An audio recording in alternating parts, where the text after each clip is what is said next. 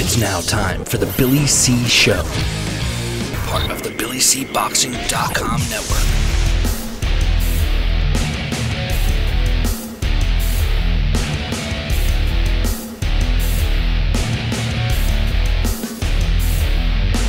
And we're coming to you live from the Billy C. Studios in Lake George, New York. I'm Bill Calogero, and it's time for the Billy C. Show. Good morning, good day, good evening. Whenever you're listening, I hope you're doing okay today. Today's show is being brought to us in part by Sal's Neighborhood Pizzeria and Italian Restaurant, located on beautiful St. Simons Island in Georgia. Check out the website, www.salsneighborhoodpizzeria.com. We'll give my man a call, 912-268-2328, 912-268-2328. Find out why I go all the way to St. Simons for an authentic Italian meal. Today's show is also being brought to us in part by my book. Of course it is, man. My book, Tom Molyneux, From Bondage to Baddest Man on the Planet, is available right now where all good books are sold. And you can get a copy of this book right now where you're watching or listening to this very show. Just visit BarnesandNoble.com or Amazon.com. Find out why I'm so adamant about getting Tom Molyneux's story told. And listen, if you want to get a signed copy, just visit our website, www.BillyCBoxing.com, and click on the book. You can't miss it.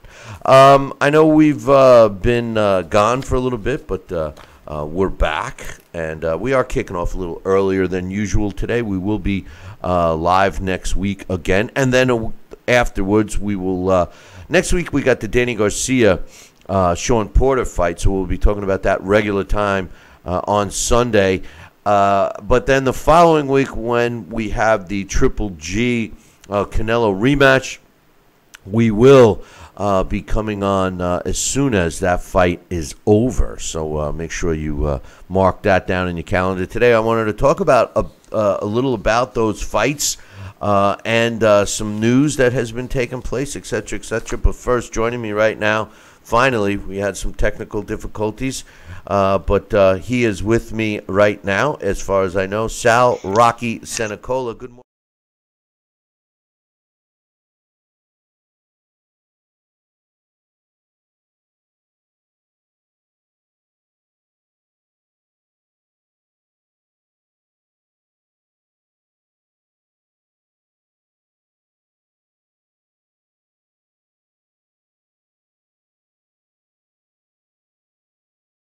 Things have come up over the last couple of weeks. First and foremost, we did talk last time about the potential Tyson Fury going up against Deontay Wilder. This fight has not been officially announced yet. We talked a little about it. Do you think this fight will be made, or do you think that was a lot of talk? Well, you know, when first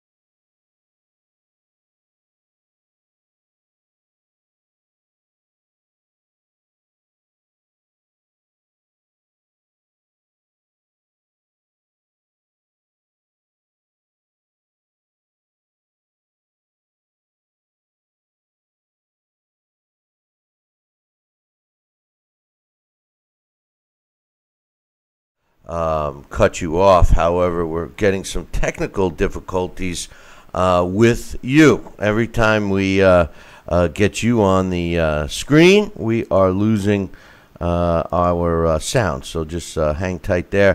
One of the things I did want to talk about was the fact that we have the Triple G Canelo fight coming up soon, and there's been talk about that. Sal, could you believe that the stats on the computer in terms of BoxRec are showing that Saul Canelo Alvarez is actually the number one middleweight in the world and Triple G is number two? What's your thoughts on that? Well, I don't think it's fair. I don't think it's just, and I don't think it's reality. And that's unfortunately, Billy C. The powers that may be, the head of the sanctioning bodies and the organizations, they really get to choose who and what and they want to claim, and to some degree. I don't think this was a vote on the majority of the people, the credible people that have the ability to put number one, number two guys up there. So I think this is a far cry. How could he be number one? When's the last time he fought? Well, the last time he fought was against Triple G. So well, I got that's this. Part of my being ridiculous. You and I have seen many middleweight fights during this past year, and not that I would say any of the fighters that we have seen deserve to be one or two, but for them to say Saul Canelo Alvarez is number one, I think is a far reach, and I don't mind saying I hope that Triple G could prove who's number one when he fights Saul Canelo Alvarez on the 15th. Well, I think that Triple G, either Triple G or Canelo are going to prove that they're number one. Let's take a look real quickly at this. Triple G he did fight Vanes Martirosyan in his last fight in May when he was supposed to fight Canelo Alvarez. The last time Canelo Alvarez fought was on September 16th of last year when he fought Triple G. Many of us believe that Triple G won that fight, although officially it went down as a split decision draw. We all know the BS that took place between then and now with the performance-enhancing drug positive test on Canelo. He still turns around. It's been heated between the two camps, although Triple G's camp is trying to take the high road by saying that we're not going to get into this. It's just ironic that, the computer, which I respect because it seemingly is supposed to take formula of who's ranked higher based on who they fought and who they fought and who they fought and who they fought, et cetera, et cetera, et cetera. And, when it all comes out, I can't see how Canelo Alvarez is ranked number one. Even when you look at the level of opposition, with the exception of a big name like Floyd Mayweather, who he lost to Canelo Alvarez back in 2013, a lot of the big names, especially at middleweight, or specifically at middleweight, all go to Triple G. I'm a little disappointed that the computer spits out Canelo Alvarez as number one. I don't think it makes any sense, Sal. No, it doesn't. And that's, you just mentioned all the minutia of what's been happening, and it's still, as they arrive at the answer, Canelo Alvarez is number one. I don't understand how they could arrive at that. But then again, that's why we're here talking about it. So let's debate that issue and other issues, and we will see, at least between Canelo Alvarez and Triple G in about 14 days, who is number one. And I can't wait. Yeah, well, I just hope that the fight goes off without any added drama and everything else.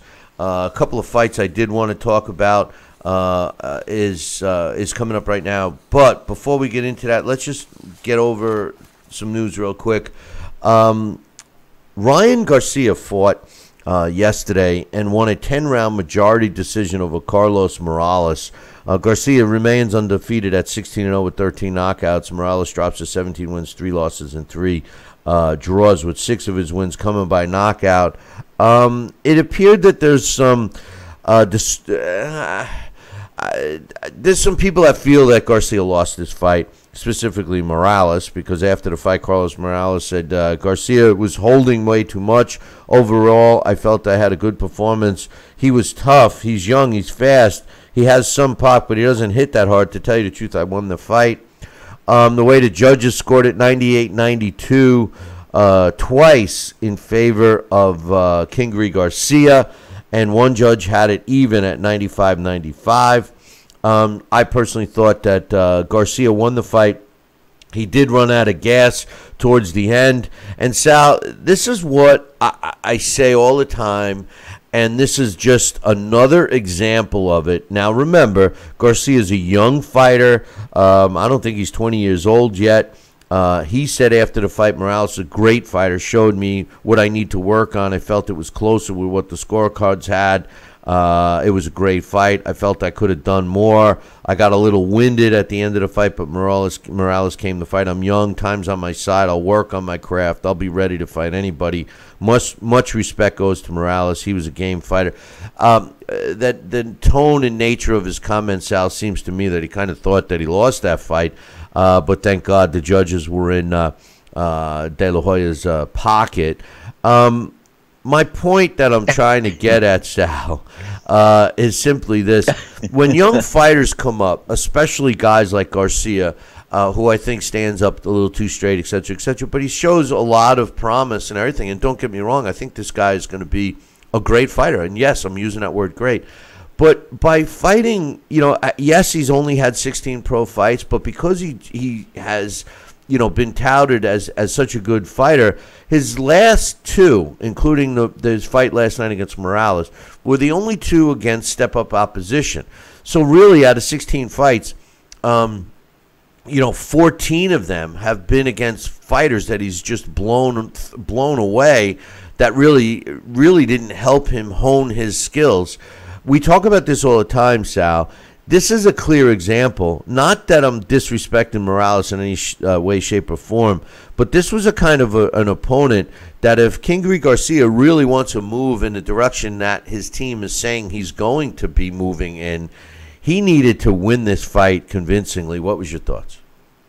Well, the bottom line is, they are trying to nurture him along the path of greatness. And we've seen him fight, and he's a rock star. He's going to be promoted. He's going to be a golden boy.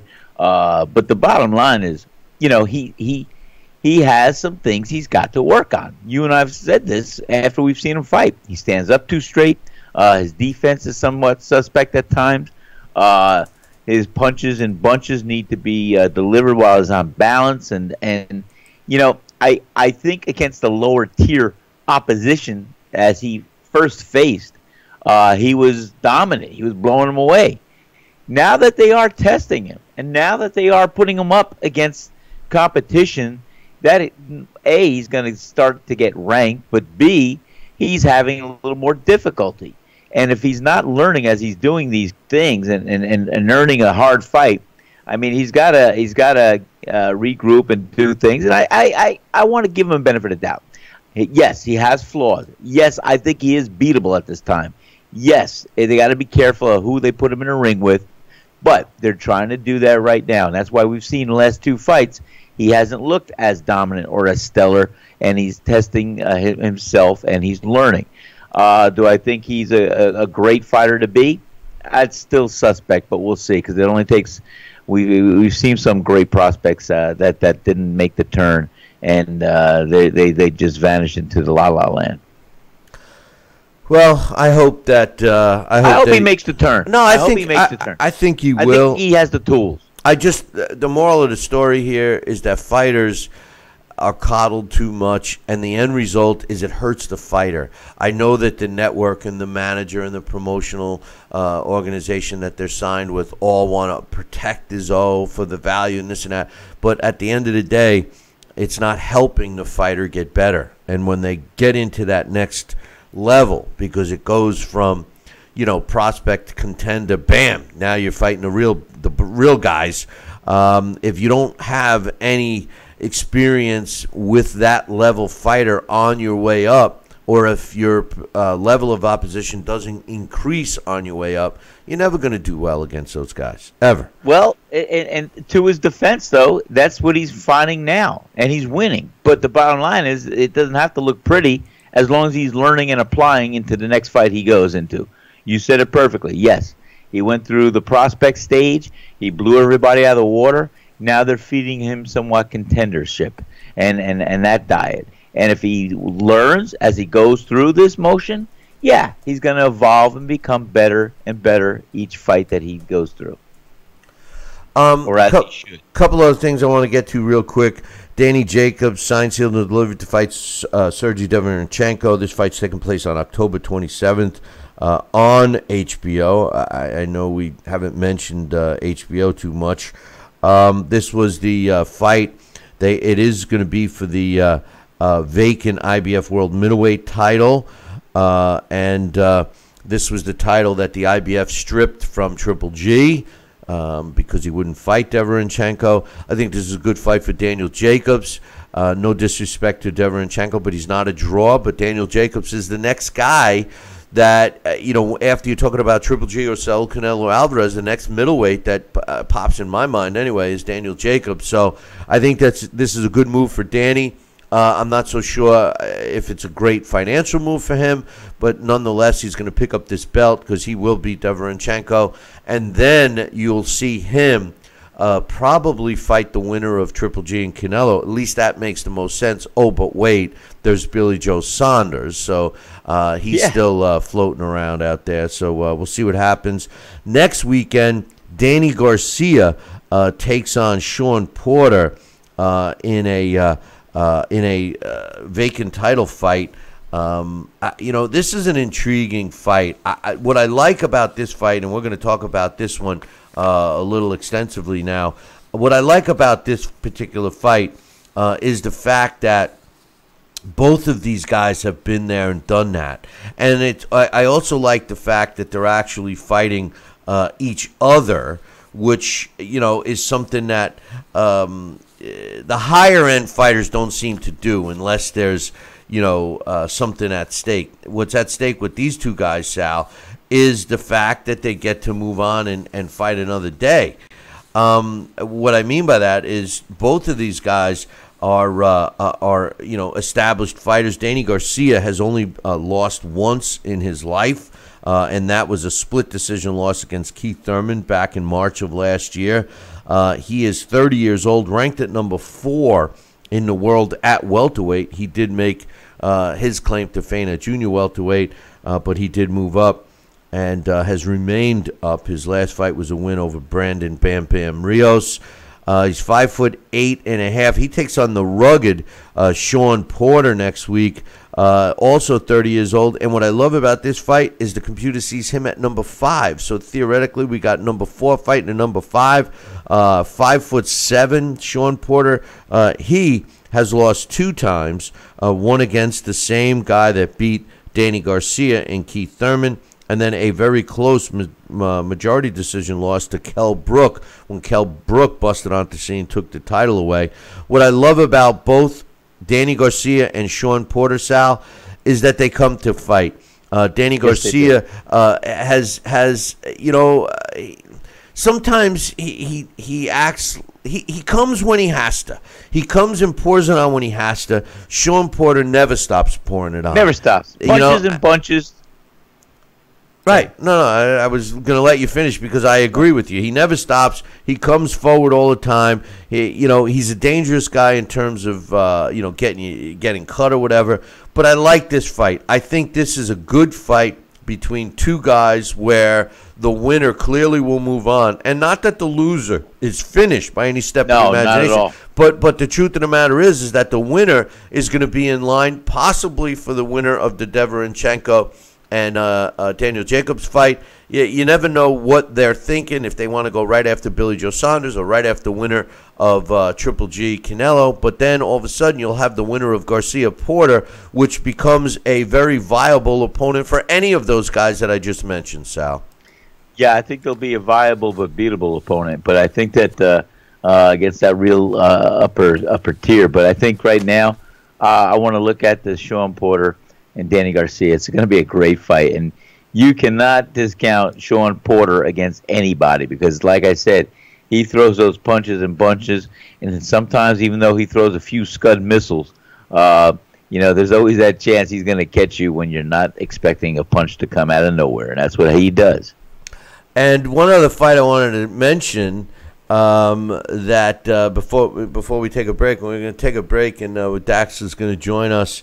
We'll get his thoughts on what's going on with these big fights. Of course, the fight that we're talking about right now, the Shawn Porter, Danny Garcia, and then, of course, the fact that the Triple G Canelo fight is heating up as if they needed to sell more. I do think they kind of need to get that back in the press, aside from he said, she said stuff, but we'll see as time goes on. But a fight that I really like, and we were just talking about Shawn Porter against Danny Garcia and how that fight's going to be entertaining. Well, how about this one on the undercard of Triple G Canelo that we'll get to see in 2 weeks?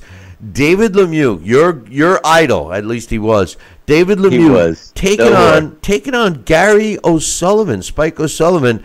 I like this fight because I think that both of these guys are similar in style, and I can't see anybody that would look at this fight other than an action-packed fight. And the reason why I say it, Sal, is because both of these guys, Spike O'Sullivan and David Lemieux, are both kind of limited. David Lemieux is a one-trick pony, and Spike O'Sullivan is very similar. You know, they come after you, and that's it. Not that great a defense on either one of them. David Lemieux is always questionable if he's going to come in shape. I like this fight. I like it definitely. I would have liked to have seen something a step above this as the co-main event for Triple G Canelo, but I like this fight. What's your thoughts? I think it's a great fight, number one. Number two, I think it's doing what they want to do, and that's going to be leveraging the winner of this fight to be back into contention for a title shot. I think both these fighters have the potential to beat the other. I mean, it's a great fight. I mean, you have, yes, Dave Lemieux, one-dimensional, one-trick pony, but a hell of a shot of right hand, and he could punch. His defense is suspect, and his conditioning, like you said. I still like David Lemieux. He does come to fight. You don't have to look for him. He's in the pocket. He's throwing punches. And Spike O'Sullivan is like a bigger version of Shawn Porter. He throws punches. He comes at you, and he's throwing them all the time to catch you. And maybe that's not the greatest analogy, but I like the style. Styles make fights, and this is going to make a war. They're not going to have to go too much further than a phone book to find each other, and this is going to be a fight, and I don't see it going past 8 rounds. You know, it's funny you say that because the comments from both fighters kind of back up their styles and what you're expecting yourself. David Lemieux said, I'm going to beat your ass. It's not going to be a walk in the park. Don't think it's going to be an easy fight. I'm not coming here to lose. I'm going to come here to destroy you. You'll see September 15th. Keep training hard. You're going to need it. You're going to need every round. You're going to need it. Trust me. And Spike O'Sullivan says, he talks about knocking me down, putting me out, and all of that. I've never even been on a canvas in my entire career. He's been down numerous times. He's been even beaten by several different opponents of several different styles, I should say, like Turbino. All different styles of fighters have beaten him. I think it's going to be a really good night for me. This is Spike O'Sullivan. I'm going to shine. It's going to be nice beating a former world champion as well. It'll look good on paper. So the talk is heating up, but you know as well as anyone, all of the talk is cheap until they get in the ring. So, hey, listen, we're going to take a short break. When we come back, we're scheduled to have Dax Khan join us, and the one thing I'm definitely going to talk to Dax about is the World Boxing Super Series. They're going to be doing another cruiser weight sessions, which I love. So, listen, don't go anywhere. We'll take a short break, and we'll be back in 2. Billy C will be right back.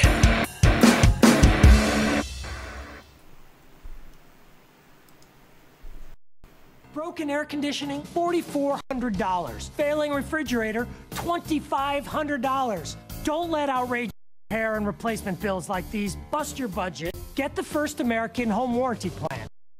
Appliance or system breaks, will repair it or it for you. We had a high-end dishwasher. They put it in a brand new dishwasher. Plans that air conditioning, most appliances, heating, plumbing, electrical systems, and much more. Plans start as low as $25 a month. Why let a major appliance or system breakdown bust your budget or go through the hassle of finding trustworthy people. Last year alone, we saved our customers over $120 million. Don't wait until something breaks and you're stuck with a huge bill. You save a lot of money. It's absolutely worth it. If you don't have First American warranty, get it. Call 1-800-946-6234. Free no obligation quote. Need relief and stiffness in your hips or down your legs? Then you need Dr. Ho's Back Relief Belt. The innovative technology works to support and compress your spine. And now it's covered by Medicare. Every patient with back pain should be wearing this belt. Nothing gave me instant relief except for the Dr. Ho belt. Feel good while standing, walking, driving, doing housework, and while laying down. And now Dr. Ho's patented belt is available at our best price ever. It's even covered by Medicare. Order now and get the easy-to-use hand pump and back rehabilitation DVD free. Some can cost you almost $1,000, but my belt won't cost you $500, not $300, not even $200. I will give you my special TV price. And remember, Dr. Ho's belt is covered by Medicare. If you know a friend, family that's supposed to pay, get them my system today. Help them live with less pain, be more active, and get back to doing the things they love. Give them the gift of health. Listen to this important message. If you owe money to the IRS, you will want to hear this. Penalties and interest compound daily on taxes, putting mountain of debt. Tax 10,000 years of experience connecting people with tax resolution. Working through the IRS Fresh Start, they will handle all the necessary forms, and if you qualify, you may end up saving thousands of dollars. Call Tax 10,000 at 800-773-4604. Listen. Are you currently on Medicare? In other words, do you carry the red, white, and blue Medicare card? If so, are you suffering from chronic back pain? If you answered yes, you may be eligible for a pain-relieving back brace covered by Medicare at little to no cost, shipped directly to home for free. These grade back braces are ideal for lower back pain, arthritis, spinal, and other chronic back problems. Will you qualify for a medical grade back brace? Call Back Brace America at 1-800-290-8300.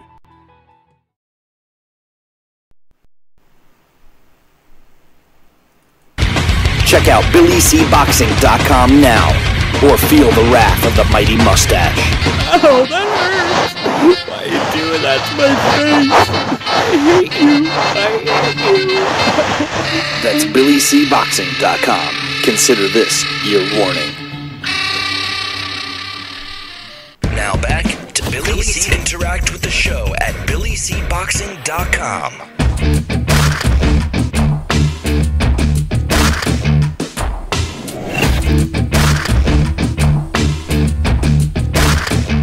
And we're back. You're watching and listening to the Billy C Show. Glad you could be with us. And yeah, we started off a little jumpy today with some technical issues. We apologize for that. We have a couple of new systems all were updated at once. And you know how it is to tweak little things here and there, including how we get our fellow experts to come on. And last week, joining us right now, my man Dax. And last week he's like, would you answer the phone? You know, it's like, I got to hit another button now. It's not the same way, but he's with us right now. What's up, Dax? Good morning. How's everybody today? Oh, I can hear you. Can you hear him, Sal? I can hear Dax. We've been chatting off air. Yeah, you don't think I don't see all the chatting and the laughing and the goofing that's going on, behind the scenes. We'll catch it up. But anyway, Dax, the World Boxing Super Series, I wanted to get into that with you real quick here. They added a cruiserweight for a second session, so to speak. What's your thoughts on this? I mean, I love it. I love the fact that they're helping promote that division. The ironic thing, and maybe I'm just looking at it the wrong way, but the ironic thing is where we need some more exposure to the cruiserweight division here in the United States.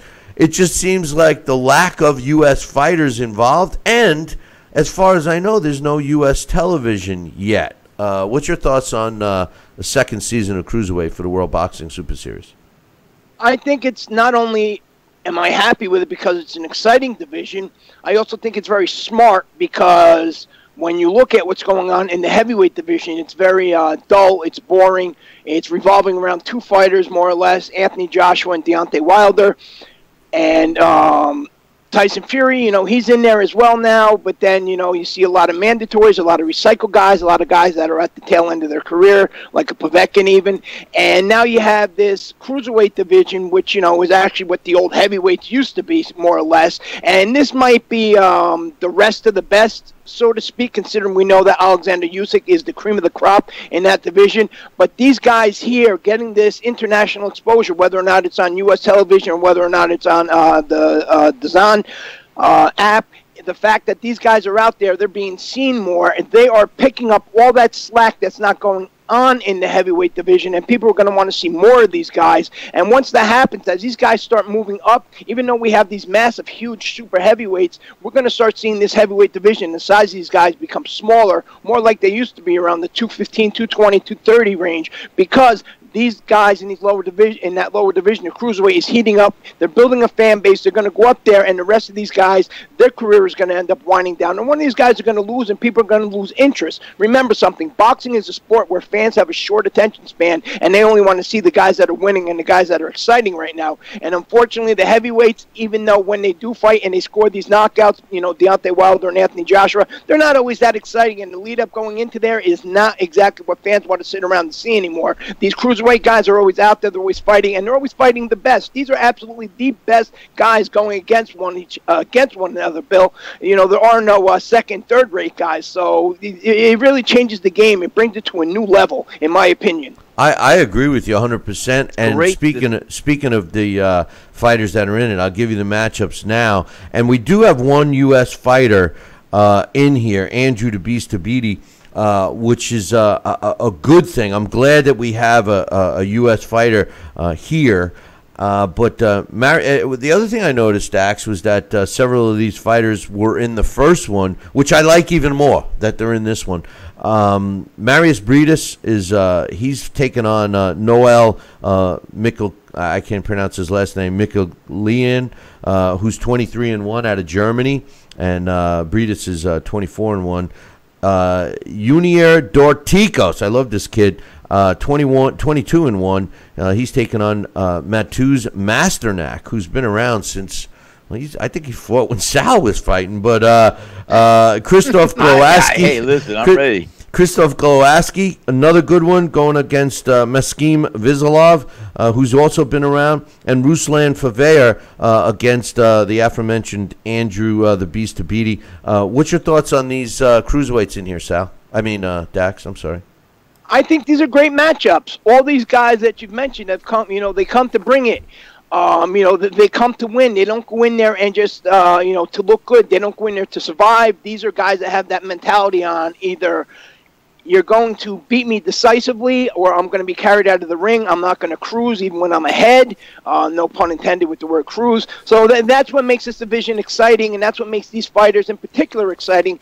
And they have just a different mindset than a lot of these other fighters. And because even the world champions, that this cruiserweight division doesn't get the recognition that it should, and these guys aren't getting the payday that they should, even these world champions and these elite level fighters in this division, they have that hunger of a prospect on his way up. They want that overall recognition. They want those big paydays, and the only way to get those paydays, these guys know, is to deliver inside that ring, and that's what they do. And we've seen that in the very first Super Series in that tournament, and we're going to see that again with no question in my mind anyway. Yeah, I'm with you there. All right, fellas, so here, let's talk about this real quick. Triple G and Canelo, I know it's 2 weeks out. Next weekend we got a good fight that we're going to be talking about when we come on the show next week with the Danny Garcia and Shawn Porter fight. Of course, we'll be talking about that. But the week after, we got the big fight that we've been waiting for. And there's been a lot of drama going on with this fight. Triple G and Canelo finally going to take each other on for the rematch. My question to both you guys is simply this. At first, I felt that this is the type of fight that did not need super promotion or a lot of time promoting this fight. And my initial thought was it was the powers that be agreed, because they didn't even have the normal tour leading up, announcing the fight, blah, blah, blah.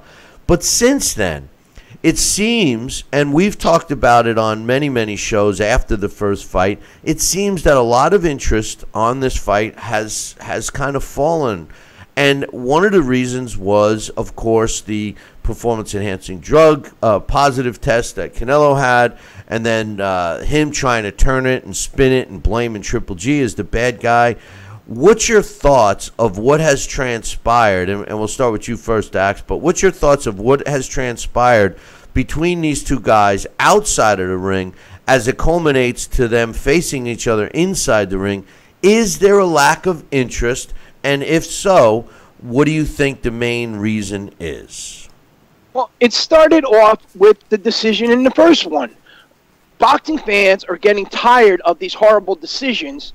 It's come to a point in this sport that you can almost guarantee, if you wanted to make some money, there is a good 85% chance that any major fight that's televised, if you should go to a bookie and put down on there, there's going to be one scorecard of 118, 110, or 117, 111. You're going to win. And, you know, we seen that in the first fight. And then on top of that, Triple G, and, you know, aside from that PED scandal, Triple G, he goes and he fights Martirosyan in a stay busy fight while waiting for this fight to happen during the whole PED scandal, more or less, when Canelo was saying he wasn't going to take the fight. They weren't sure if he was going to get suspended and all that nonsense. You know, it kind of turned into a soap opera type thing. And now people are just losing interest.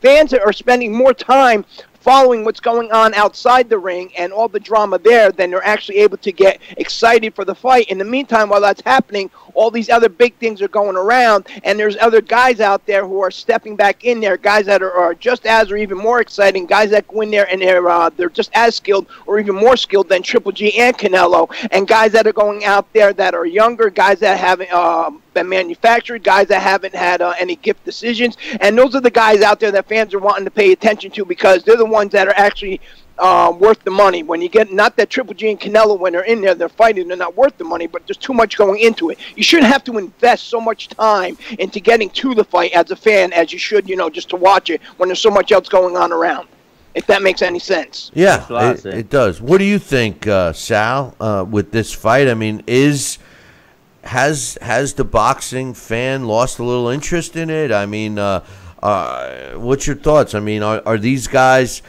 just going through the rhetoric of I'm going to do this, I'm going to do that? I mean, I don't even know what to think anymore. Canelo looks like he's in good shape. The last couple of shots of Triple G, I didn't think he looked like he was in that great a shape. He is 6 years older. What's your thoughts?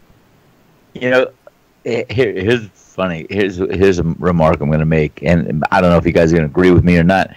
Triple G rarely looks great going into a fight. I mean, as you would expect. I mean, he looks good. He looks great, but there's no Superman underneath the cape that we're waiting to see revealed.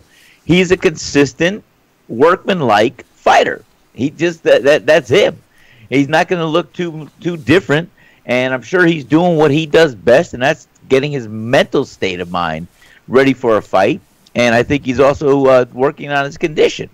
His conditioning has always been something that we've never had to doubt, and so is his mental state of mind. So these are the things that the fight fan, the cameras will not see that goes on inside a fighter. So I think that he's just consistent being Triple G. We're not going to see a Superman underneath that cape. We're just going to see a hard, workman-like, thudding, heavy-handed fighter going in there, doing what he can do, and take the fight to Canelo Alvarez. I think Canelo Alvarez has got to prove a lot in this fight. Canelo Alvarez is going to be the one that has to rise to the occasion, step up, and be dominant in a sense to show that, hey, it wasn't the beef, it wasn't anything. I'm real. I'm here. So I think you've got great makeup on each fighter's side to go in here and want to beat the hell out of each other. And I hope it's going to be the fight that rises to the occasion and is going to deliver what we anticipate. Yes, I do think all the rhetoric and all the bull and all the events leading up to this fight was, as they would say, past the marinating process. This fight should have taken place months ago. This fight shouldn't have had the tarnished image that it did have. But here we are as fight fans. When all is said and done and the smoke is clearing, we are looking forward to this fight, and we hope to see the better man win. And that's it. Hey, Dax, I got a question for you. You know, the last when Triple G and Canelo fought last year, we all expected to see Triple G and Canelo in the rematch in September. We all know the story. You know, Canelo tested positive. The fight was ultimately canceled. Then Triple G ended up fighting on that date anyway, and he fought Vanes Martirosyan and stopped him in pretty quickly in 2 rounds. He was criticized for that. His defense was, hey, you know, I trained for a fight. I wanted to fight. I wanted to stay crisp.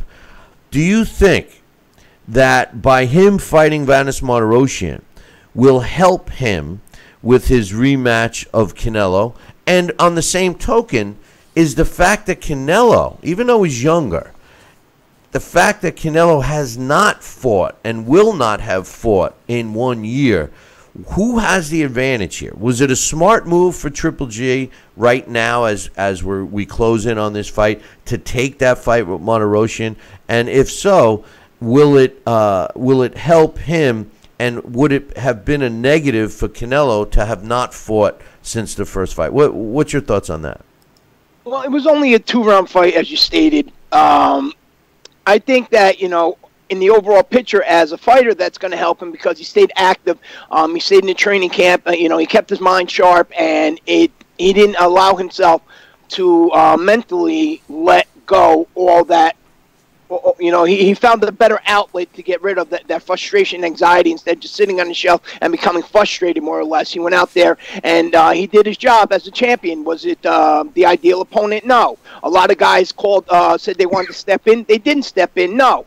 I think, you know, the real frustration with this fight, Sal, is the fact that Canelo was for years groomed as the next big star and the moneymaker in the sport. You know, he's being groomed as the takeover guy for Floyd Mayweather. And that's great. You know, there always has to be, you know, a top seller in the sport. But when you look back and people, you know, now they're putting it together as the drama unfolds and they have time to think about his career, you know, they say to themselves, you know, he won his first world title. You know, that was more or less a gimme fight against a Matthew Hatton, who wasn't even a 154-pound fighter. And then he goes out there and he gets that loss to Floyd Mayweather. But they made that a majority decision loss, even though Canelo didn't win a minute of any round. But it looked good on there for such a young guy who's going to be groomed to the future to only lose to the pound-for-pound best in the sport by such a slight margin. And then he goes out there, and most people stink, and I think that he lost to Erislandy Lara. And then, you know, he goes out there and he fights a guy like Amir Khan. And he's had such a good PR team behind him that, you know, even though when Kell Brook fought Triple G was crucified, and yet Canelo didn't get that same crucifixion when he went out there and he knocked out Amir Khan. And so Canelo has benefited a lot from the team behind him, and that arrogance is starting to show through, and people are becoming, you know, very frustrated and annoyed with it. They don't want an arrogant superstar, they want a relatable superstar, and Canelo does everything nowadays to make you not want to get behind him. And Triple G at that point in time too, because of Floyd Mayweather, because of Canelo, because of a few other fighters, and because of the team behind him, he didn't have that promotional push. So he was fighting a lot of guys that people really didn't recognize as household names, and even though he was racking up all those wins, and then you have the world title situation, Triple G didn't get a lot of the recognition. Now after the 370, 80 fights, whatever that case is, and now after his professional career, 36 years old, his body's worn out, his body's tired. He started getting a lot of criticism in the Danny Jacobs fight, and then definitely a lot of criticism in the Canelo fight, on top of these opponents that he's faced. So Triple G is continuously on an uphill battle. He knows that he's not going to get a decision against Canelo, and all that stuff, you know, to me, that, you know, really just worn everything out. And then mentally and emotionally, I think that's worn Triple G out, and he just wants one last big payday, and he doesn't really know how this is going to go. So this whole fight is bad for the sport, in my opinion. I think it just continuously lowers down the quality of the sport in the United States, at least. You know, Dax, before we let you go, you just stumbled on something that I'm scared if you're correct, because, you know, I've been thinking the same thing. you said Triple G wants one last big payday, and he's clearly going to get it in a couple of weeks. Do you think, and not that, because I'll be honest, I'll be the first to admit that I've leaned towards Triple G, with all the BS that went on with Canelo. I blame it on Canelo. As much as they try to spin it and blame it on Triple G, I blame Canelo for us not seeing this fight, in May.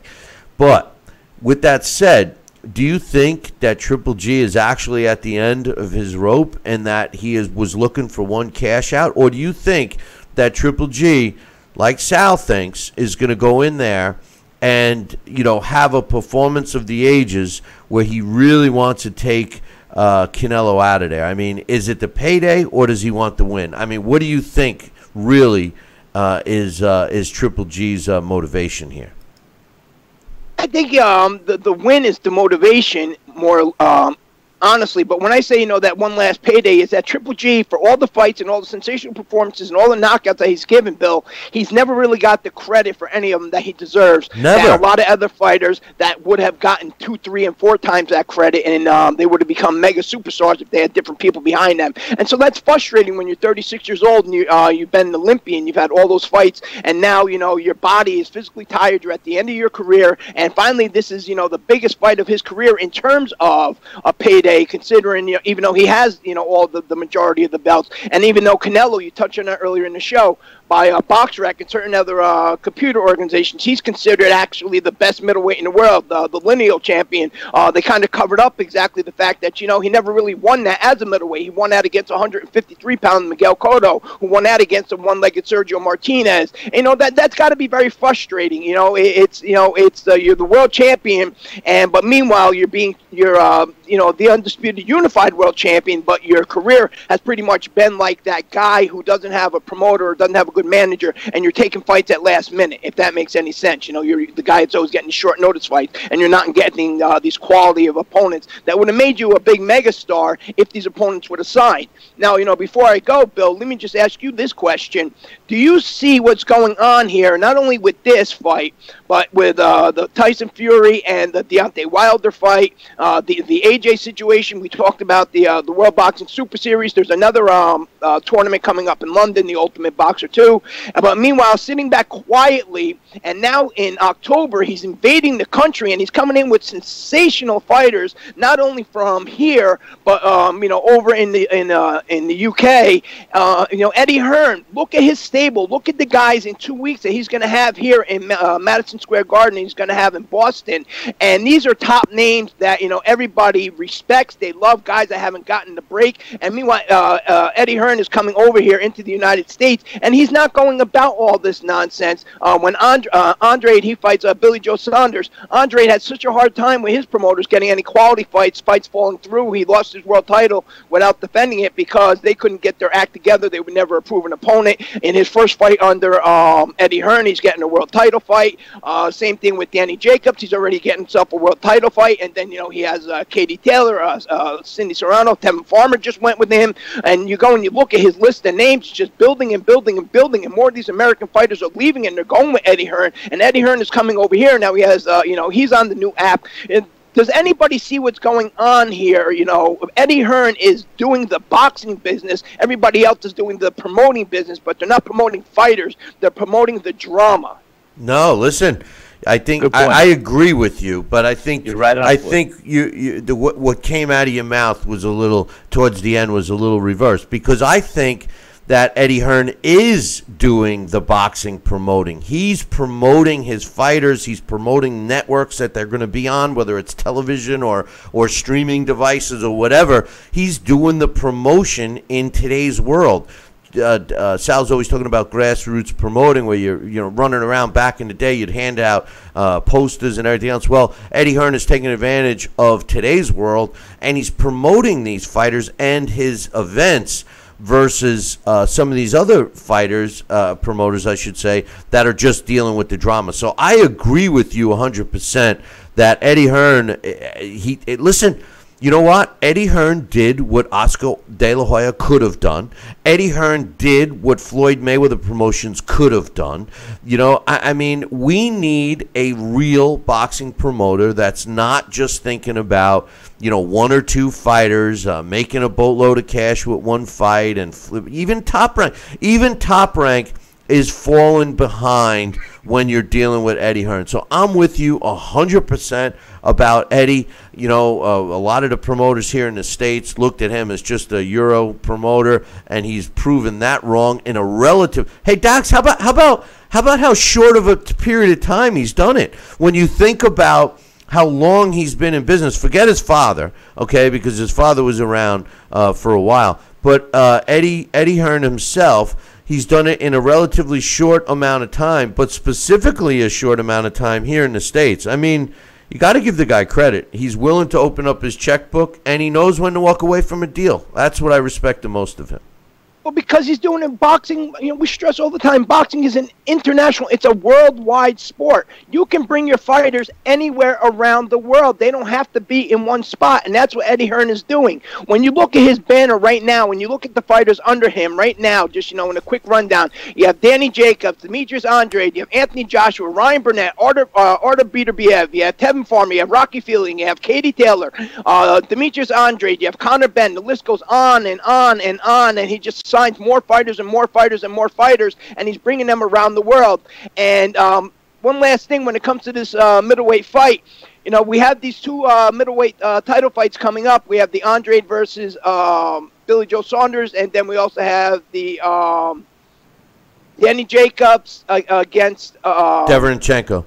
Derevyanchenko coming up, but then also over in China, in Japan, we have Ryota Murata facing Rob Brandt, and now we have Canelo versus Triple G. Canelo and Golden Boy, they kind of price themselves out. They're going around, they're beating their chest, they're going around, and you know how, especially if Canelo should win this fight, especially by knockout, all of a sudden, you know, they're going to think the whole boxing world surrounds around them. And these guys here, you know, you have yourself a four-way of elite level champions that can face off against one another, and they're willing to do so right away. You have promoters like Eddie Hearn, you have promoters like Tyken that are willing to have these fights happen right now. And where does that leave these guys at? This is why I say that the interest is being lost, because, you know, they're promoting one guy, they're promoting the drama, and the rest of the guys are fighting, and people want, you know, people want boxing promoters. They want fighters. You know, they're tired of the drama. There's enough reality TV out there if you want drama. You don't need it inside the ring, especially when you're paying $80 or $90 for a pay-per-view. No, I hear you. Dax, we appreciate it, and we'll look forward to you next week, my man. All right, everybody, enjoy the day. Take care, Dax. Dax Khan, you can check out his column up on BillyCBoxing.com. And I tell you, Sal, you know, he makes some great points. And yes, he does. Speaking of which, I'm totally with him when it comes to I Eddie agree with Hearn and all of that. But listen, we're going to take a short break. We got Alex Papali joining us. We'll continue this. And I got an update for you that we'll talk about as soon as the break.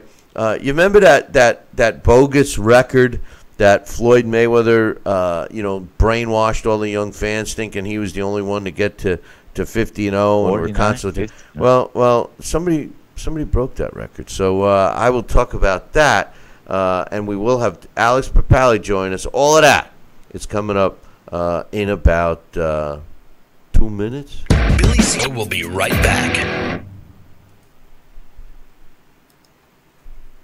Osteoarthritis in one or both knees? If you have osteoarthritis in one or both knees, are you on Medicare, Obamacare, or other health insurance? If you answered yes, you may be eligible for a prescription strength solution for osteoarthritis of the knees, covered by Medicare at little to absolutely no cost to you. We also offer a prescription strength topical pain relief ointment that can be used for pain experienced on other areas of your body. Our experienced staff will work with your doctor and handle all of your Medicare or insurance paperwork. Best of all, your prescription is shipped directly to your home for free. Will you qualify for a prescription strength solution for osteoarthritis of the knee, or for a topical pain relief ointment covered by Medicare or private insurance at little or no cost to you?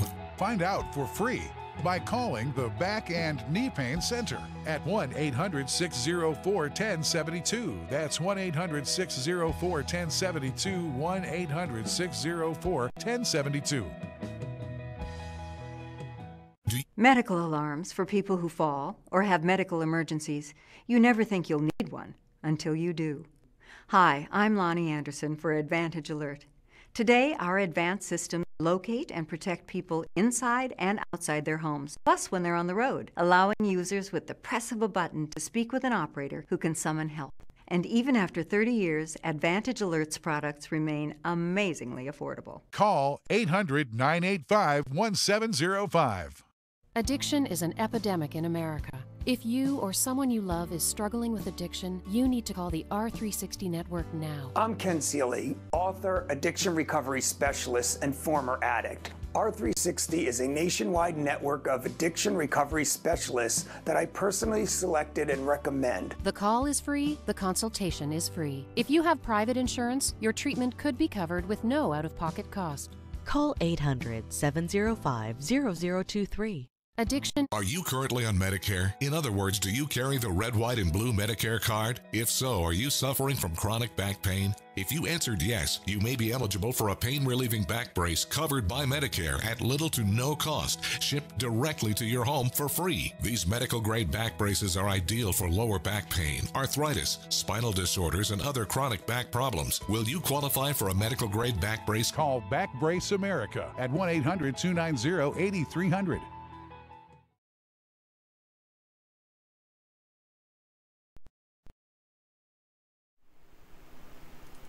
Now back to Talkin' Boxing with Billy C., the only radio host man enough to take a punch from Mike Tyson. Wait a minute, man. Hold on there. Jeremy, man, I need you to take this one, all right? Wait, what? No way. I can't do this. Need I remind you I'm Billy C., damn it? Now put on that mustache and get in there. Hey, look at me. I'm Billy C.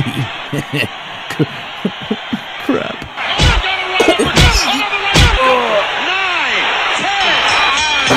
The undisputed heavyweight champion of Boxing Talk Radio. It's Talkin' Boxing with Billy C. Now back to Billy C. Interact with the show at BillyCBoxing.com.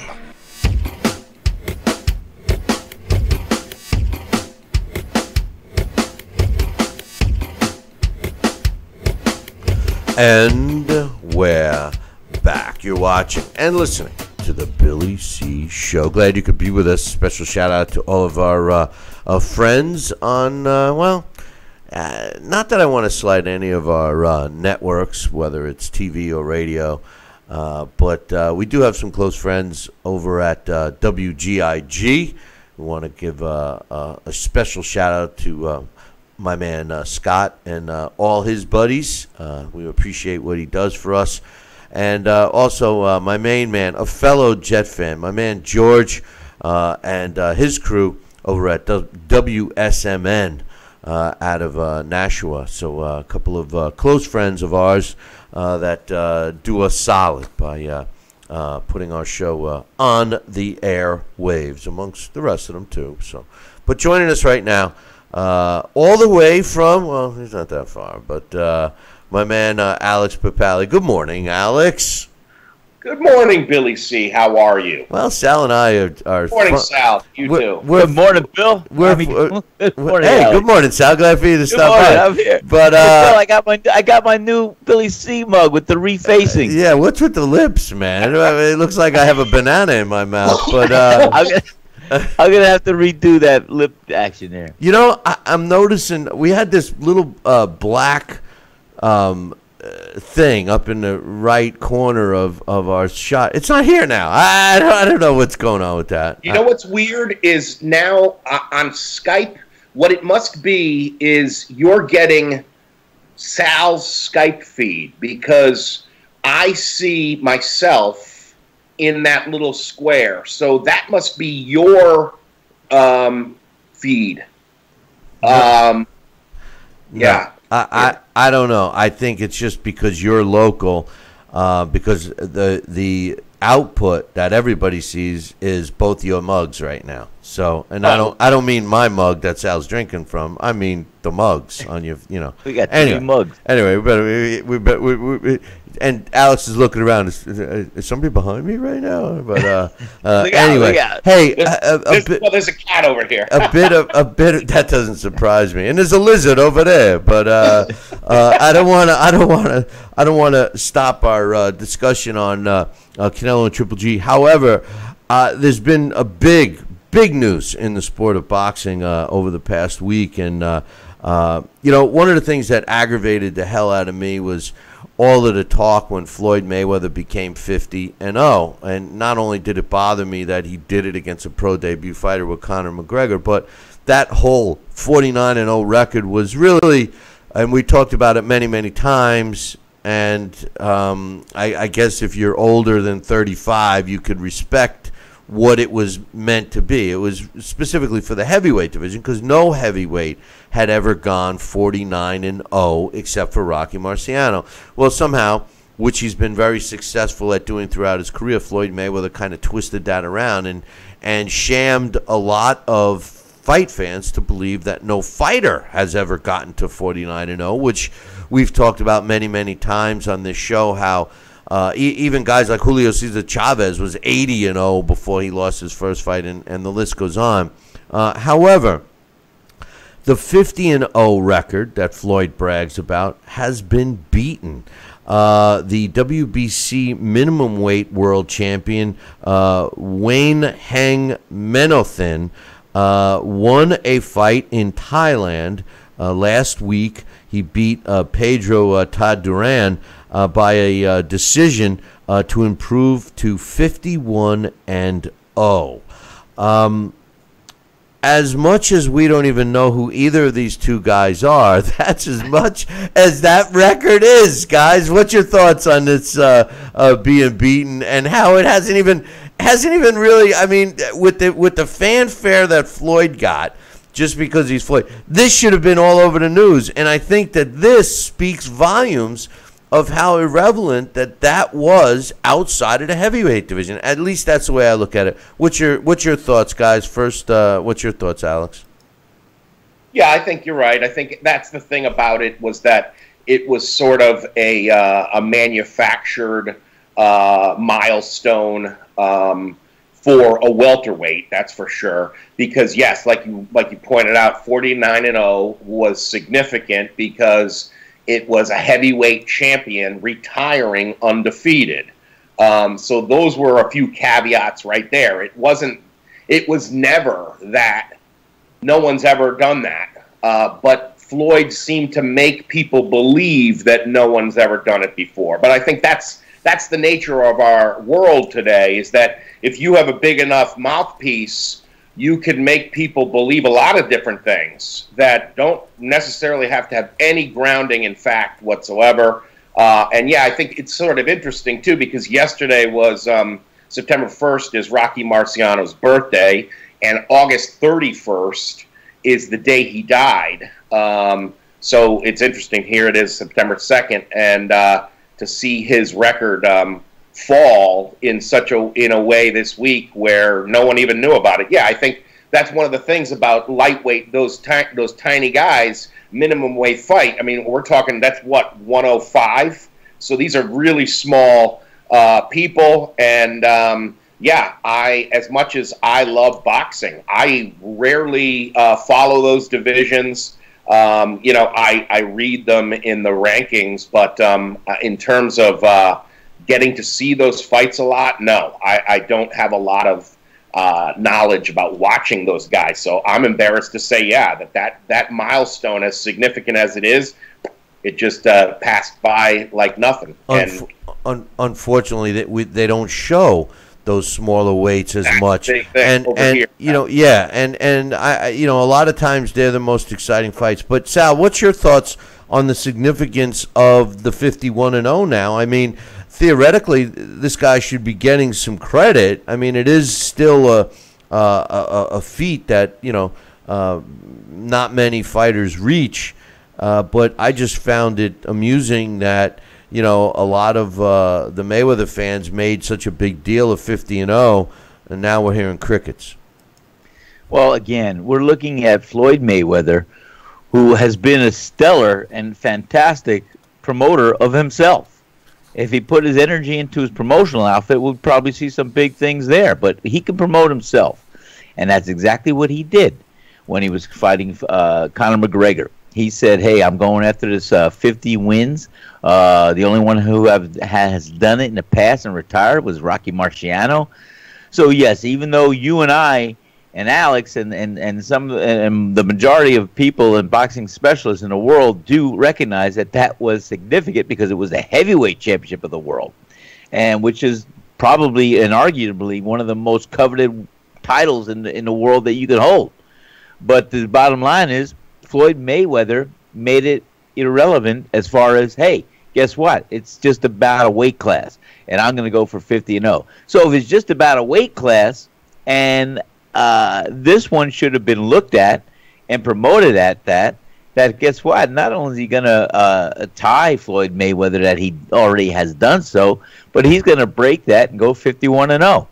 And then it's a whole nother ball game. But unfortunately, nobody else really wanted to bite that bullet and promote it, and because if they did, we would have heard more about it. Would have been a little more noise about it. So, you know, Rocky Marciano still stands as the only heavyweight champion to retire with 49 wins, 0 defeats, 43 KOs, and that's just a heavyweight moniker that there's going to be another heavyweight that one day may surpass that. But until then, Floyd Mayweather and this gentleman at minimum weight, you know, all the kudos to them, and I give them the credit, but it isn't the heavyweight division. One other note, mention about good old Uncle Floyd Mayweather. He apparently was at the strip club yesterday or the day before, I think, Scores, and brought a bag of cash, $50,000 from what it's being reported, and was throwing it out to the audience. Apparently, there was so much money. Reports have said that when they were cleaning up the next morning, they were finding money stuffed, like that got blown around in air ducts and on the floor that people didn't scab up. So, I had heard several times that that's what he gets when he comes into a place. He demands that money that the venue gives him. It's not his own money that he throws around, because if it is his own money, I could see the guy going broke pretty soon. But anyway, Alex, let's get back to what we've been talking about, and it's a couple of things. First and foremost, Triple G against Canelo is coming up. We will be doing a post-fight show right after the fight is over. I posed the question to Dax and Sal earlier. Now I want to get your thoughts. Do you think that these guys, that a lot of fans had lost interest in this fight because of the drama and all of the BS that went on surrounding the original first rematch, and now we fast forward to being a week or so away from the fight, and now it seems like they're resurrecting the he said, she says, I'm going to do this, I'm going to do that. Do you think they're trying to do a little bit of damage control, because there really hasn't been much talk about this aside from the reality part of it? I'm going to do this. Oh, that trainer's a bum. He doesn't know anything, blah, blah, blah. Aside from that in the press, I haven't heard much of anything else. I will say this, that Canelo does look sharp. And like Sal said earlier, Triple G looks like he always does. He's never looked like a chiseled fighter. But what's your thoughts? I tell you, my excitement for it hasn't waned at all. My frustration has gone up over this past year, but I'm still as excited as I was after they read the decision, and I thought it should have been a Golovkin win. I thought it was close, and I thought Golovkin made the mistake of leaving the door open for them to do that with the scorecards, because he didn't win the last few rounds, and that's very important, especially at the championship level, to win the last few rounds. And Canelo was the guy who looked better at the end of the fight. Now, of course, that's why we're doing it again, because mathematically, if you win, you win. It doesn't matter the order you won the fight. the rounds. It's if you have enough points at the end. That said, yes, I do think that people have become frustrated over waiting all this time, and also with all the talk of cheating and the back and forth between the trainers and stuff. But I think that that's going to help, because as me and Sal were discussing, before we came on the air, I think that that's the one ingredient that I think was missing a little bit from the first fight was a little bit of passion. I think now these guys don't like each other a little bit. As much as they respect each other and they know they can hurt each other, they learned that, over 12 rounds. I think they're both a little bit angry, and maybe that's going to help. That could make for a better fight. I think the PR blitz will pick up. I've seen a few commercials for the pay-per-view, but you're right. It hasn't been saturation yet. I hope it does build, because to me, the only unfortunate thing about this fight is how long we've had to wait. It is one of the best. I disagree with Dax in the sense that I don't know. If you're a big fan, you're like, you are standing there so excited, you got like a single tear running down your face in anticipation of seeing these guys. You have to have a really short attention span, I think, if your enthusiasm has waned, because this is a great matchup. Of the matchups in the sport, I mean, there's like Vasily Lomachenko versus Mikey Garcia, Anthony Joshua versus Deontay Wilder, Terrence Crawford versus Errol Spence, Canelo Triple G2. Those are the fights that most want to see. This is the one it's been a bummer we've had to wait so long, but that's why it's building. It's going to be so exciting when it finally gets here. Well, one thing, and the PR for this fight is all, he said this, I'm going to do that. She said that, I'm going to do this, I'm going to do that. Oh, that trainer doesn't run. I think people are at the point, and earlier Dax made a point about all the reality shows and stuff. I think specifically with boxing fans, we've become, and this is one part where I agree, where there's no age breakup. In other words, whether you're a young fan or an old fan, I think we all share one agreement, and that's we've taken on this persona, this attitude of enough with the BS, enough with the talk. Show me what you can do in the ring. Let your fist do the talking. Do what you got to do. I don't want to hear that you're going to do this and do that. I think that type of PR is turning a lot of fans off. But that's my opinion. Well, but hold on. Well, hold on a second. I think you're right in the sense that we see that everywhere. Everything is polarized. Everything you see, if it's people talking about a subject on TV, whether it's sports, whether it's politics, everything is framed in a binary way. You got this side versus this side, and they're just both back and forth, and you never really resolve who's right, who's wrong. That's where this is different, and this is wonderful. This is what makes our sport the best. These guys are going to punch each other in the face to find out who's right and who's wrong and who finally prevails. So I think even though that could end up being controversial, I think there is going to be a much greater level of satisfaction that people will get in this that they don't get in a lot of the other things where you're right. We have to put up with a lot of BS for weeks and weeks of just people talking past each other and nobody knows who's right, and it just generates tremendous amounts of traffic on social media sites where people argue.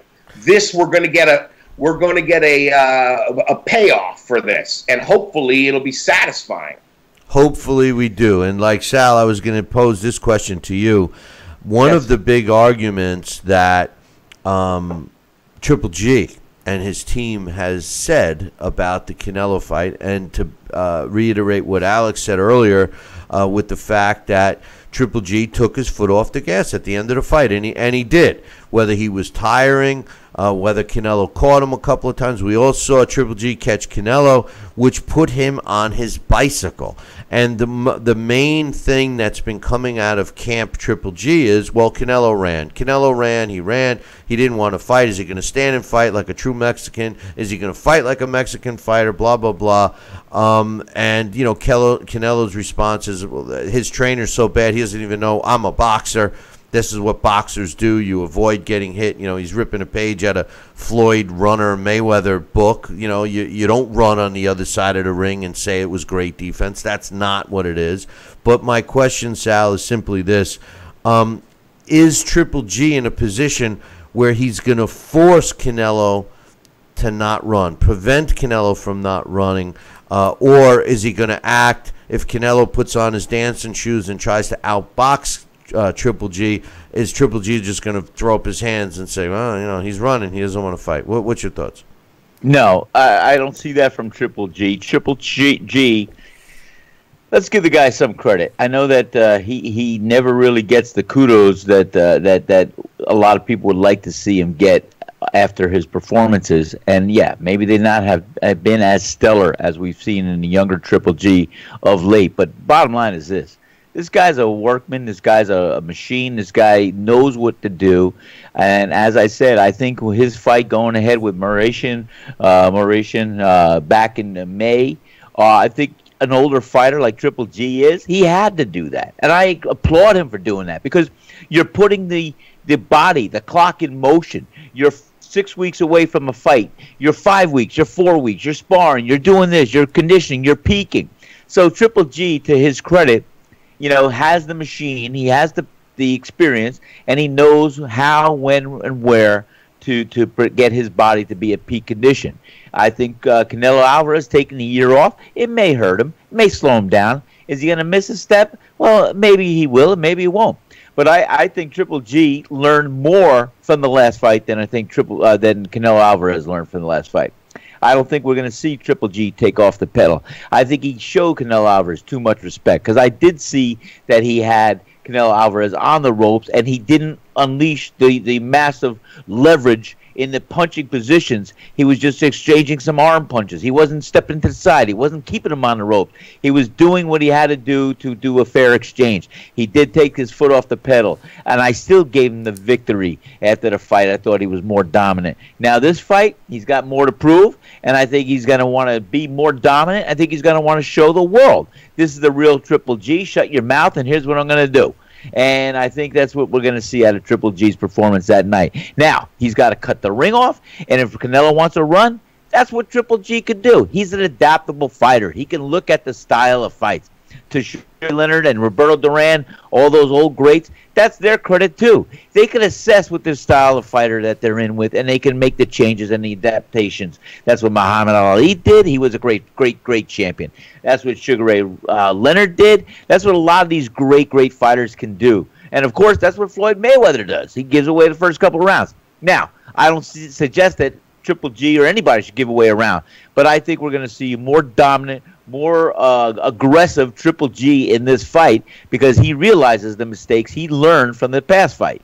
And I hope that they come to fruition, and we'll see what happens. But I picked Triple G. I know we're not calling it now, but I picked Triple G for late fight knockout. Hey, Alex, you know, I have always said, and Sal just stumbled across that, and got me thinking, you know, I've always said that I thought that Triple G was the best ring general in the sport of boxing, best one we've seen in probably 25 years, way back. And I didn't even put, you know, when people always say, well, what about Floyd Mayweather? I'm like, no, I don't put him in the same category, because Triple G has always been able to cut the ring off and you know, anticipate where his opponent's going to be and be there first and really throw off the game, where Floyd Mayweather was great defensively, but he used his feet to aid him in that, whereas Triple G used more of what I call the term ring generalship.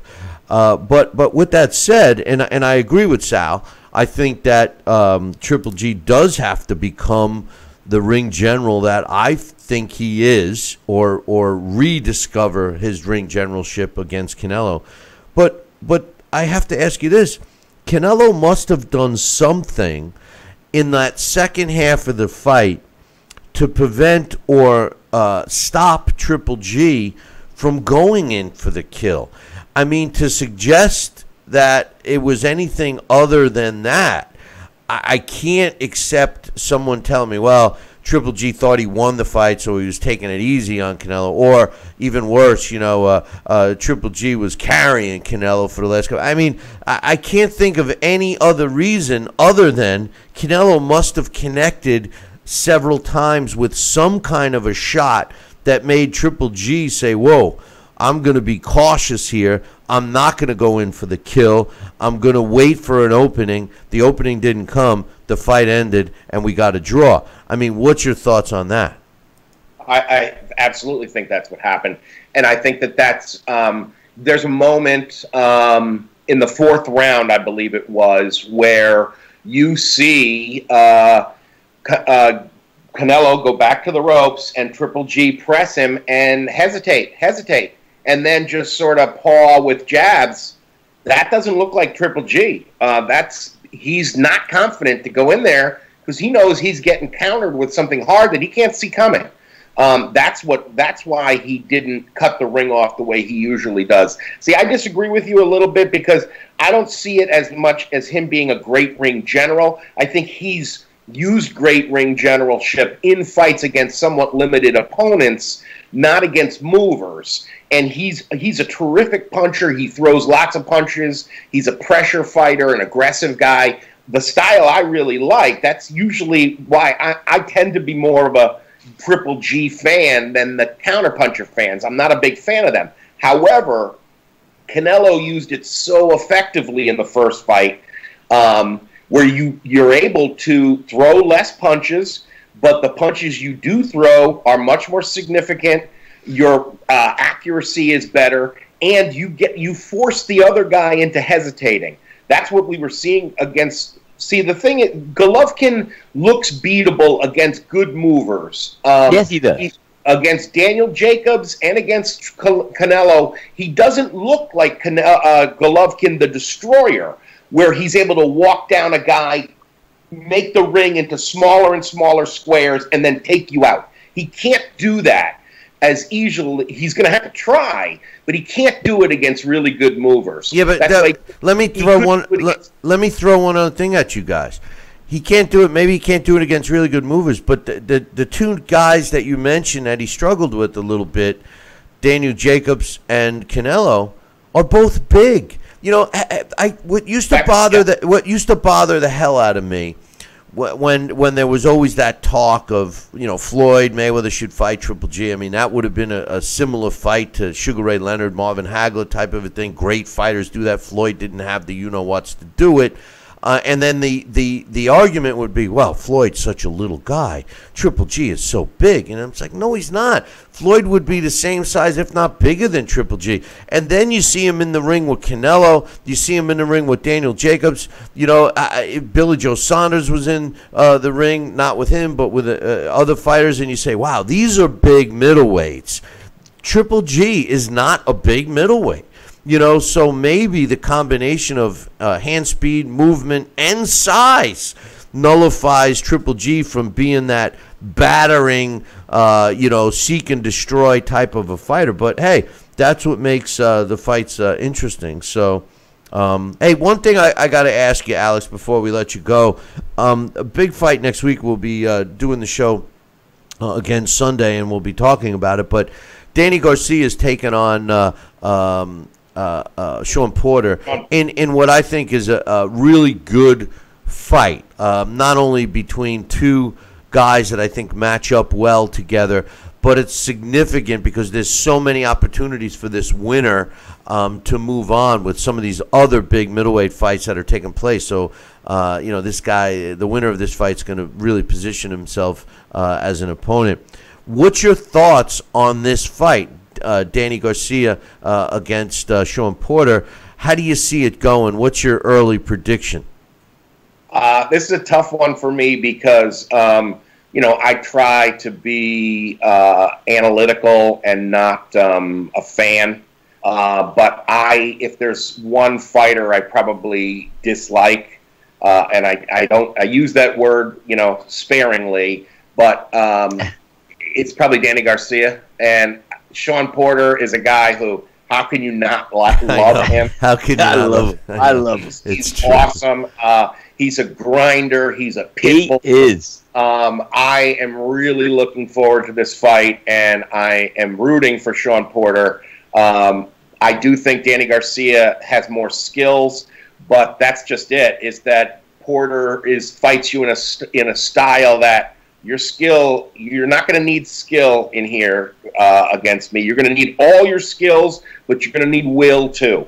And I think that that's why I'm rooting for Porter, and I'm looking forward to a tough, grinding fight where you do have a guy trying to outbox the cruder puncher, and those fights are always fun. So I'm looking forward to it. And the thing that the thing that's not even Danny Garcia's fault. It's his dad. I was just going to say, is it more his dad? Because, Garcia actually, he lets his dad do all of that BS, and well, he's... that's the part, is that he lets him do it. Because if it was my career, and I don't know, but I know what it's like to have a heavy father. So maybe he has no choice. I don't know. Or maybe he takes advantage of the fact that his father can deflect it by being the fool, and Danny can just do what he's got to do. The one thing I've always admired about Danny Garcia is that he's been on the big stage. He was groomed for it since he was an amateur. He was under the management of Shelly Finkel for a long time, and has been successful. It is going to be an interesting fight, but like you, I love Shawn Porter. I love the story. If you go on YouTube, there's a couple of raps that Danny Garcia has done. Those are reasons to dislike him as well. Okay, all right, well, that would help too. But they're pretty bad. Yeah, Alex. They made Jones look like, Eric B. and Rakim. Oh, God. Y'all must have forgot, but anyway, Roy Jones. Alex, appreciate your time, and we will be looking forward to you next week when we're talking post Danny Garcia against Shawn Porter, my man. All right, guys, take care. Take care, Alex. That's Alex Papali, and you can catch him on our website and all that happy stuff. But what do you think, Sal? Are you with Alex in terms of the Danny Garcia situation? I'll tell you what, Danny Garcia, I think he's a great fighter. I like him. He's a good man. But as Alex said, how can you not like Shawn Porter? I mean, I love Shawn Porter. Scud missiles and all. I mean, any aggressive fighter that comes to fight, stays in the pocket, has the heart. Whoops, we just lost Sal. We will get him back on, so I will. I apologize for that, but in any event, yeah, I'm not. Listen, I'm the same way. I don't have anything against Shawn.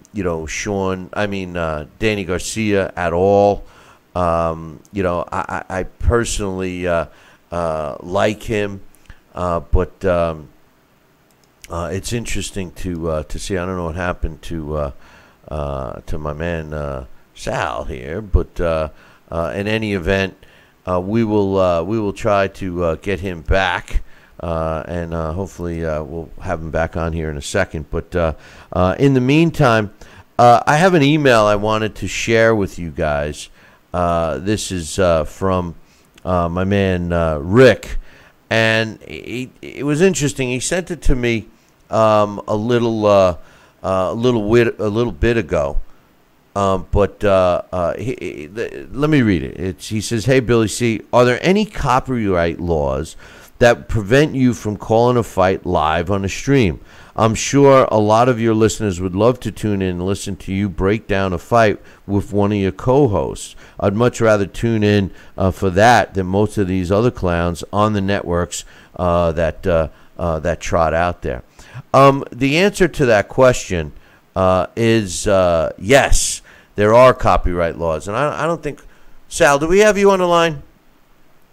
Well, we don't have your video. So if you're on, you got to flip your video on, and then we'll get back to him. So I apologize for that. But yes, there are copyright laws. As a matter of fact, when we used to do, there he is. You know, Hey, what happened? I'm here. You know, I'm back. But I'm back. But anyway, yeah, glad to have you back. But yeah, I'm answering a email, and the way it works is simply this: we are not allowed to call a fight. As a matter of fact, Dax used to come on, and he used to play a video in the background, no sound or anything. Just like, you know, he used to just put, it was part of his set where you'd have some fights going on in the background. And I got called and flagged for illegally showing the fights. I couldn't even tell you who the fight was. It was just in the background. We've gotten flagged for playing a song or a piece of a song. We used to do post-fight shows. Batman is exactly one of them. We used to do post-fight shows, and we're not allowed to show anything to do with the live fight. And Sal and I used to come on and talk about the round, what took place in the round, and we were even not allowed to tell you any type of blow-by-blow. So as much as we would love to do that, we can't do it. Now, what Sal and I did do with our Boxing Revisited series is that we got permission from the people who had the rights to the video to rebroadcast it. And that's when we were able to do that. So if you've never caught our Revisited shows, let me know, and I can hook you up at one of those. I'd like to revisit them. Yeah, but in any event. So, you know, Sal, let's talk about the fight, Shawn Porter against Danny Garcia.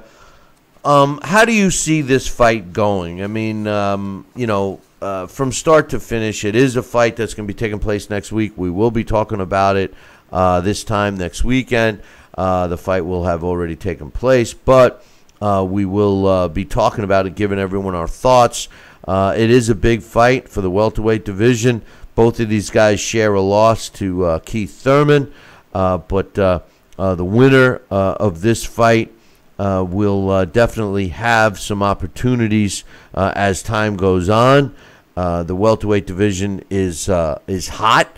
We got Errol Spence looking for opponents, so the winner of this fight is in a great position, and you never know. They may move up and fight a middleweight. Who knows? But as far as this particular fight, Danny Garcia against Shawn Porter for a vacant title, what's your thoughts? How's it going to go? I think it's a great fight for both fighters. I think really to see these guys step up and one walk out of the ring with a belt is going to be very big and significant in this division. The fight going in, they, as you suggested or as you mentioned, they both had a loss to Keith Thurman, and I think you know, whether we whoever we're voting for, rooting for, hey, I think it's a close to a 50-50 fight. How I see this fight going, I see definitely Garcia being the boxer more so and stepping back and assessing a little bit. I know what I could expect from Shawn Porter. I think he's going to be aggressive. He's going to come in, and I think he's going to be throwing punches and bunches as he always does. And I think that's going to give Danny Garcia enough to think about to be on the defensive and to be careful to look to counterpunch. And I see that fight going on with the aggressive style of Shawn Porter, maybe and the boxing skill of Danny Garcia, being on the receiving end, avoiding some punches, slipping some punches, but still being an aggressive fighter as himself. So I think it's going to be a good, even exchange. And I'm afraid to say that I see possibly during the middle of this fight, Shawn Porter sustaining a cut because of his style through either a headbutt or punches, but that's not going to stop him. So if the referee doesn't stop the fight by a cut, I think that Shawn Porter could be aggressive, and at the end of the fight, if it does go to distance, maybe Shawn Porter will have his reward. If not, Danny Garcia is going to hold on, and as I suggested, maybe he'll have the fight stopped in the middle of the rounds with a cut that he has given to Shawn Porter. But other than that, I see this fight going pretty much to distance. Yeah, I mean, going to distance, I could see it. But when I look at these two fighters, Danny Garcia is the blue chip guy.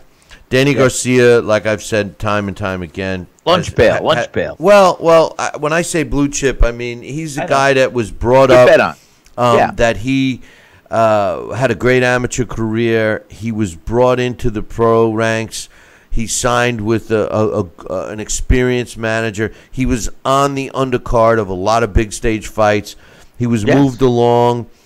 He was on this show several times. I got to break out the audio clips of Danny Garcia when he was on the show, because there was a couple of times when I said, "Oh, so when you become a world champion and all rich and famous, are you still going to come back on the show?" And he was like, "Oh yeah, definitely, I definitely will." And he hasn't. So so I'm going to break those out. But when I look at these guys, Danny Garcia has had a great career. He's fought relevant fighters.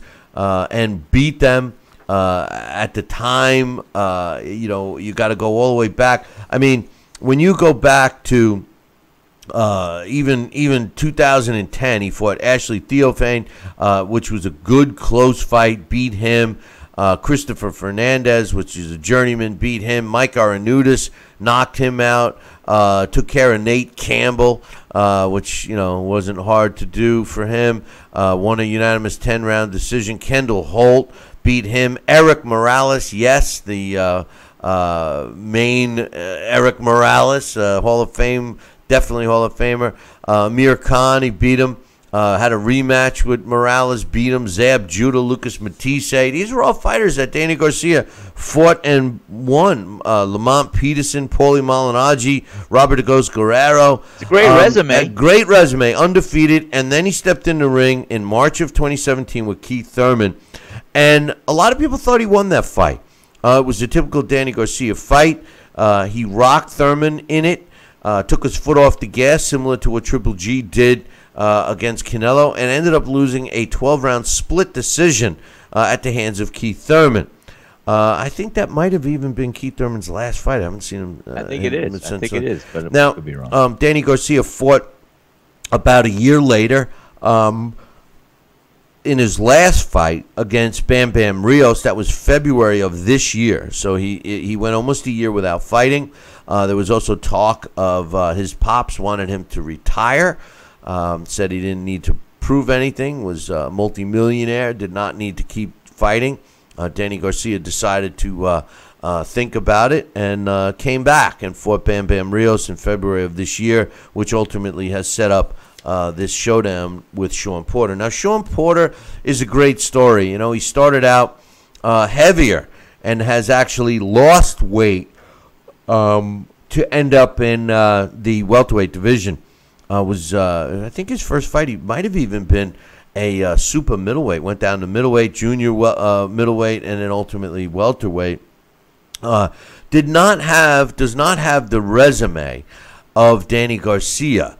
But when you look at Shawn Porter, and by the time he was fighting in 2013 and beating guys like Phil LaGreco and Julio Diaz, Devon Alexander beat him in 2013. Paulie Malignaggi, he was a world champion, and then lost a close majority decision to Kell Brook, who incidentally had to come to the StubHub in California to win that title, and we all know how he went from there. But Shawn Porter started having a hard time finding fights. People were hesitant to fight him. He fought Eric Bone, beat him. Then he got in the ring with Adrian Broner and opened up a good old can of you-know-what on Adrian Broner, won a 12-round decision, and then he stepped in the ring with Keith Thurman. The difference between the fights with Keith Thurman and Danny Garcia versus Keith Thurman and Shawn Porter, Keith Thurman was able to outbox Shawn Porter and win a unanimous decision. Shawn Porter fought about a year later, a little less than a year, against Andre Berto, knocked him out. And then he fought in November of last year against Adrian Granados. The moral of the story here is both these fighters have very similar records, although Danny Garcia has fought the tougher opposition, or at least the more known opposition. They're both the same age, 30 years old. 5'8.5" for Danny, 5'7" for Shawn Porter. 28 wins, 17 by knockouts, 2 losses, and a draw for Shawn Porter. 34 wins, 20 by knockouts, 1 loss for Danny Garcia. Like I said earlier, Danny Garcia is ranked at number 4 in the world by the computer. Shawn Porter, he's ranked at number 5. I'm with you 100%, Sal. I think that what's going to happen in this fight is what happens in all Shawn Porter fights. He's going to come at you. He's going to try to take your head off. This guy never gets tired. He's a bull. He's going to come at you. Danny Garcia is going to try to be the bullfighter. He's going to try to use his boxing ability, which he has. But Danny Garcia can also throw a mean left hook, so he's probably going to try to catch Shawn Porter coming in. The problem is Shawn Porter has such crazy movement, whether it's helping him or not, it's hard to hit. I also agree with you that there's most likely going to be some cuts, unintentionally, of course, but there will be some cuts. Shawn Porter has a tendency to go in with his head because of his attack style. He does leave himself open. He throws his punches kind of wide. Danny Garcia, if he's able to stand in that pocket and being a good counterpuncher, which he is, should be able to pick Shawn Porter apart, similar to the way Keith Thurman did. The problem is, it's easier said than done when Shawn Porter is coming at you. I don't really have an official pick on this fight because I kind of like both fighters. I agree with Alex. I don't like Danny Garcia at all. I don't like Danny Garcia's father at all, but I like Danny. And, I think he's a talented fighter.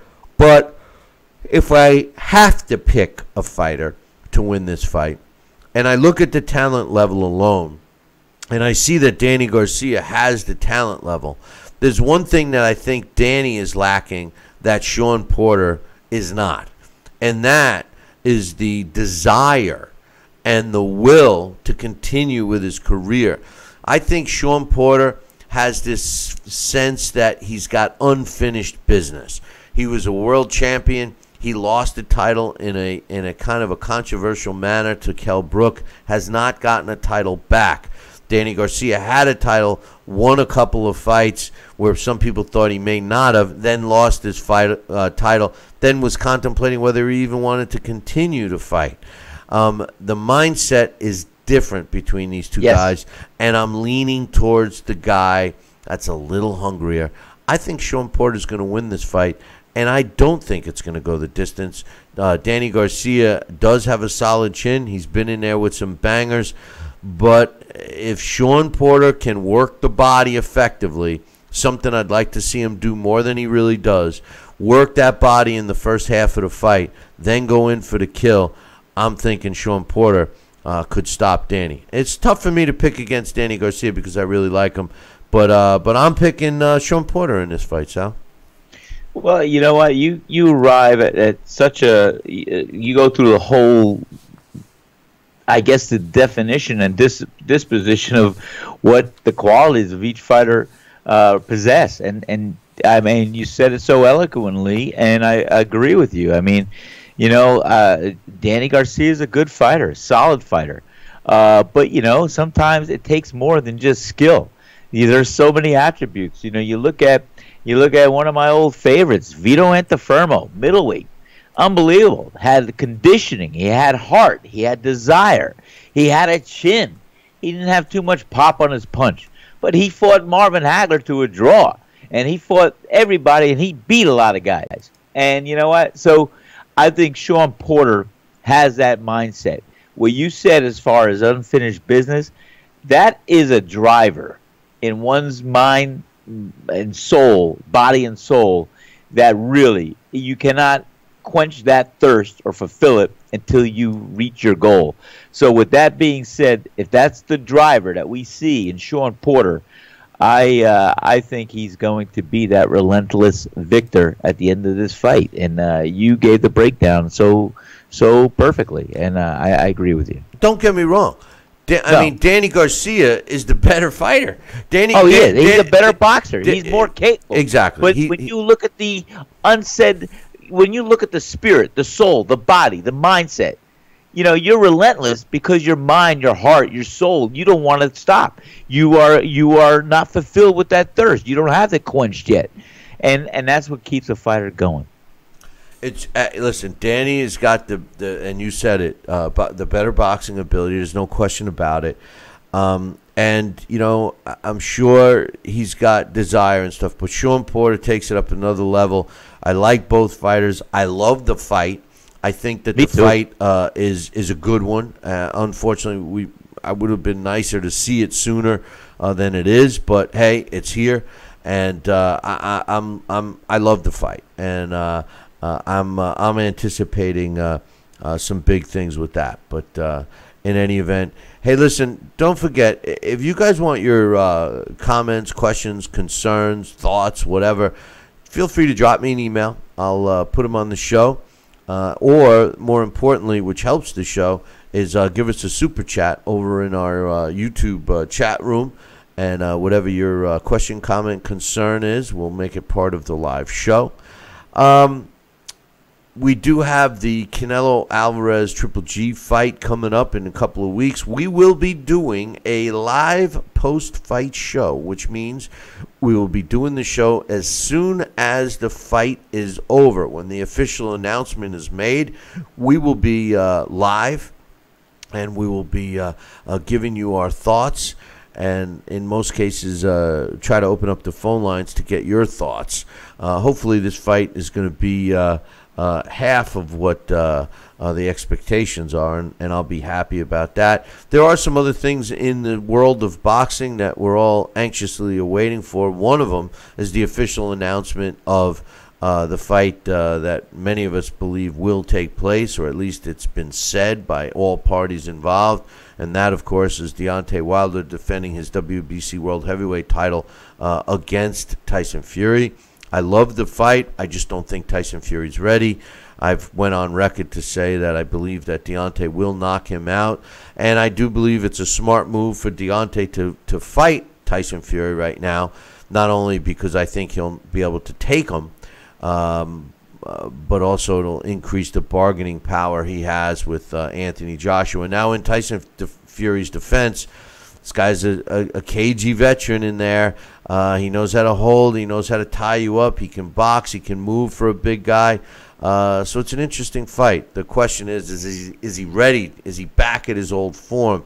Because he needs to be at the same form he was against Klitschko in order to stand a chance against Deontay. But nonetheless, it has not been announced. We also talked earlier about the Daniel Jacobs and Sergey Derevyanchenko fight. That fight will open some doors in the middleweight division. Dax reminded us about Murata's fight over in Japan. He's also a regular WBA middleweight champ, so we got a title there. We got the IBF title going to the winner of Derevyanchenko and Daniel Jacobs, and then, of course, the big fight between Triple G and Canelo. They'll have the rest of the belts. Don't forget about Billy Joe Sanders. He's got the WBO belt. He's fighting Demetrius Andrade. So we got some great fights coming up, and we'll be talking about them here. So with that said, I just want to remind everyone to make sure you tune in next week. Same bat time, same bat channel. Until then, I'll leave you with this. Ciao, baby.